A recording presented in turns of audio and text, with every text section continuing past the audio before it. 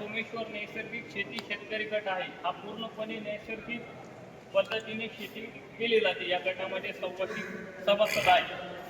तर आमच्याकडे रानभाज्या हा जो महोत्सव साजरा केला आहे, त्या ठिकाणी आम्ही भाज्या पण घेऊन आलेलो आहे. आळूची पानं आहे, माठ आहे, गोरखची चिंच आहे, घास आहे, त्याच्यानंतर आंबडा आहे, शेवग्याचा पाला आहे. असे बरेचसे शेतकऱ्यांनी खूप सारा भाजीपाला आणलेला आहे. तर या का खावा, का जेणेकरून आपल्या शरीरामध्ये जे रासायनिक केमिकल जे खाऊन किंवा इतर कोबी फ्लावरांमध्ये बघा आपण जे फवारा मारतो त्याचे कंटेंट 4 दिवस 5 दिवस राहतात, पण या रानभाज्यांना कुठलाही कीटकनाशकचा फवारा दिला जात नाही.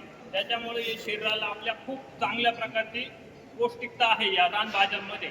तर सगळ्यांनी यातनं एक सॅम्पल रानभाज्या घ्यावा आणि आजचं नाही पण कंटिन्यू त्या रानभाज्या खावा, का जेणेकरून आपल्या शरीराला खनिज जे कमी पडतंय. हे बघा, आज कमी वयाच्या माणसांना देखील शुगर, बीपी, थायरॉइड हे आजार अटॅक सारखा प्रकार आहे. हा अटॅक कशाने येतोय? जास्त केमिकल फवारलेले वांगे घ्या, तुम्ही ढोबळी घ्या, इतर सगळ्या भाजीपाल्यांवरती केमिकलचे औषध फवारले जात आहे, पण या रानभाज्यांवरती कुठलंही केमिकल राहत नाही. त्याच्यामुळे या रानभाज्या महोत्सव जो शासनामार्फत जो राबवला जातोय, हा खरोखर जनतेसाठी खूप म्हणजे खूप फायद्याचा आहे.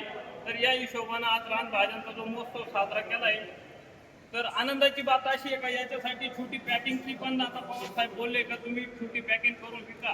बाहेर राज्यांमध्ये जाऊ शकतो, मुंबई, पुणे या शहरांमध्ये सुद्धा छोटी छोटी पॅकिंग करून जाईल.